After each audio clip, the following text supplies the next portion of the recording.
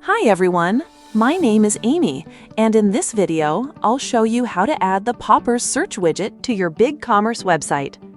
A search bar helps visitors quickly find the content they're looking for, making your website easier to navigate and more user-friendly. So let's get started. First, log into BigCommerce and go to the App Marketplace. Install the Popper widget from there, and once it's installed, the Popper dashboard will open automatically. From the dashboard, click on Widgets, and then click Create New Widget.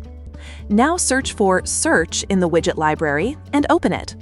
After that, choose a layout according to your preference. Once the widget editor opens, you'll see the search bar preview on the right side and the settings on the left side. In the Content tab, you need to enter the search engine ID and API key. After entering them, click Verify and Save Credential. You can follow the provided steps in the widget to get the search ID and API key.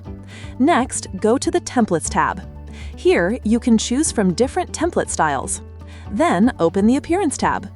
In this section, you can change the background, pop-up background, text color, and accent color.